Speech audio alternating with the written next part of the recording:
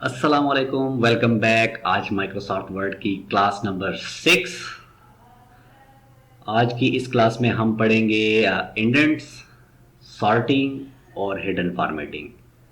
तो उम्मीद है आप लोगों ने चैनल सब्सक्राइब कर लिया होगा। यार, आप लोगों की सब्सक्रिप्शन की स्पीड बड़ी स्लो है, देखते हो लेकिन सब्सक्राइब नहीं करते हो। ये वो बिल्कुल अच्छी बात नहीं है। तो without any further delay let's get started.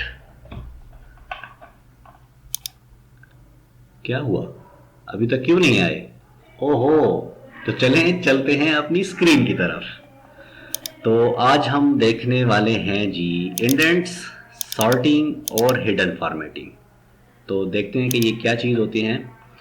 सबसे पहले पढ़ते हैं हम इंडेंट्स। इंडेंट क्या है? ये बेसिकली हमारे जो मार्जिन सेट हुए होते हैं उसके दरमियान में जो हमारी राइटिंग स्पेस होती है। जैसे मैंने आपको फर्स्ट क्लास में बताया था। अगर आपने फर्स्ट क्लास नहीं देखी तो मैं ऊपर डिस्क्रिप्शन में और आई बटन में आपको उसका लिंक दे दूंगा, वो आप जाके देख लें।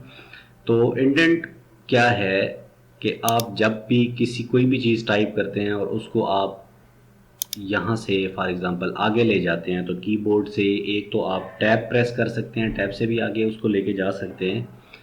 और दूसरा, यहाँ पर अगर आप देखें तो यहाँ पर इंक्रीज़ इंडेंट और डिक्रीज़ इंडेंट का एक ऑप्शन हमारे पास मौजूद है। जैसे हम इंक्रीज़ इंडेंट के ऊपर क्लिक करेंगे तो देखें ये हमारा जो भी टेक्स्ट लिखा हुआ है ये आहिस्ता आहिस्ता आगे जा रहा है।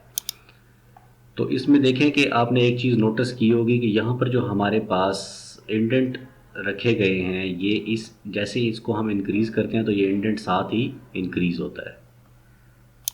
ठीक है। और अगर हम इसको दोबारा पीछे लेके जाना चाहते हैं तो क्या होगा कि ये इसको डिक्रीज़ इंडेंट के ज़रिए हम इसको पीछे ले जाते हैं। ठीक है। और इसी तरह अगर आप अब फॉर एग्ज़ाम्पल मैं इस लाइन में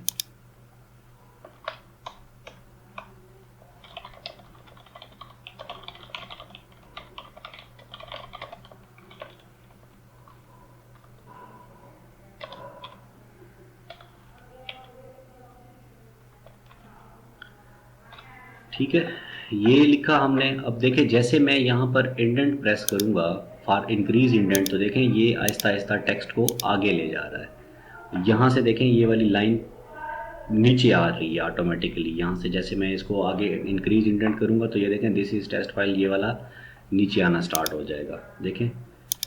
और इसी तरह अगर मैं इसको पीछे की तरफ ले जाना चाहता हूँ तो ये है। अच्छा, अगर हम ये चाहते हैं कि ये इसी तरह हम मार्जिन्स को छेड़े बगैर मैं राइट साइड से भी अपना इंडेंट डिक्रीज़ कर सकूँ, तो क्या होता है? अगर आप इस तरफ गौर से देखें तो यहाँ पर एक छोटा सा इंडेंट हमें यहाँ पर देखने को मिलता है। ये राइट इंडेंट है, ये लेफ़्ट इंडेंट्स हैं और ये राइट इंडेंट है। अच्छा देखें, जैसे हम यहाँ पर करीब लाते हैं कर्सर को तो ये तीर का निशान इसके ऊपर बन जाता है। तो फिर हम इसको ड्रैग करके पीछे ले जाते हैं। तो जैसे मैं इसको ये पीछे लेके जा रहा हूँ तो ये देखें टेक्स्ट भी साथ साथ पीछे जा रहा है। अगर मैं इसको जस्टिफाई करूँ तो आपको यहाँ पर मैं एक टैब लगाने वाला हूँ।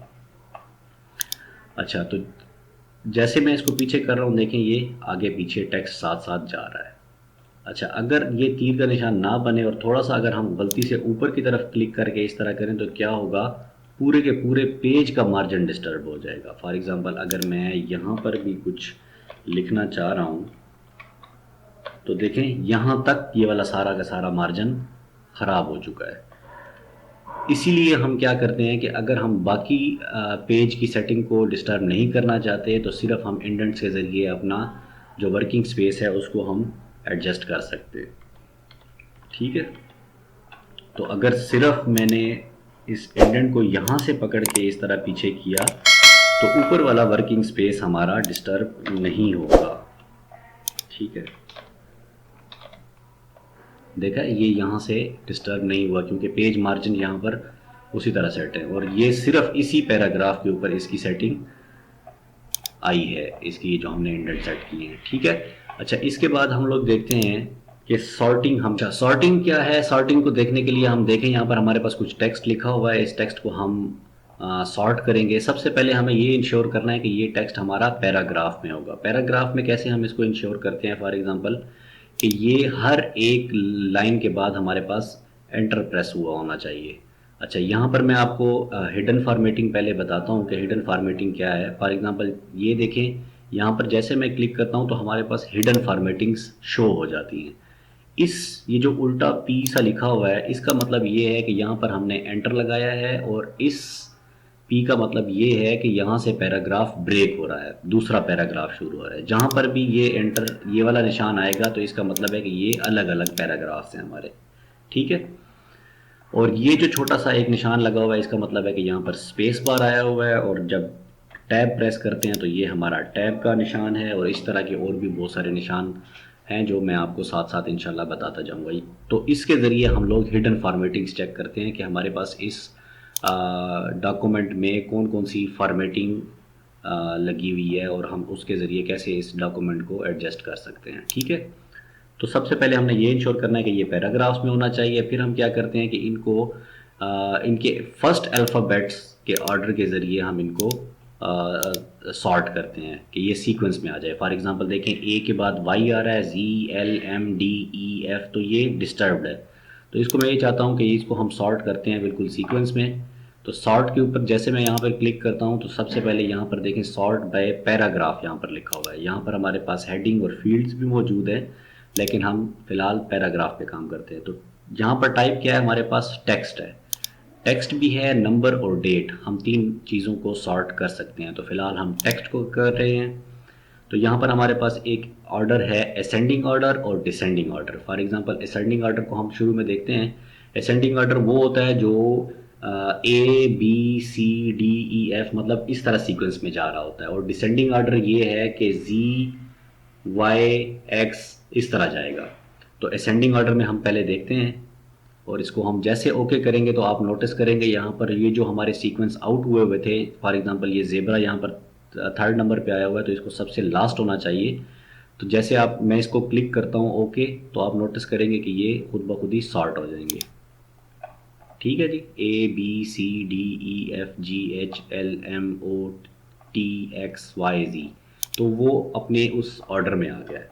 तो अगर हम इसको 1 2 3 4 5 6 7 8 9, या फिर एक सेकेंड, 1, इस ऑर्डर में इसको रखते हैं, और फिर हम कोशिश करते हैं कि इनको अब सॉर्ट करने का, कि इनको हम एक सीक्वेंस में ले आते हैं। तो क्या करते हैं, सबसे पहले यहाँ सॉर्ट में आते हैं, पैराग्राफ एज इट इज़ रहने देंगे। अब वो माइक्रोसॉफ्ट वर्ड ने ऑटोमेटिकली एज्यूम कर लिया है कि ये हम नंबर्स के ऊपर हम कुछ करने वाले हैं, तो उसने इसीलिए ये ऑटोमेटिक यहाँ पर नंबर बना दिया। अगर मैं टेक्स्ट करूँगा तो टेक्स्ट पे ये नहीं करेगा, क्योंकि ये टेक्स्ट नहीं है, ये नंबर्स हैं।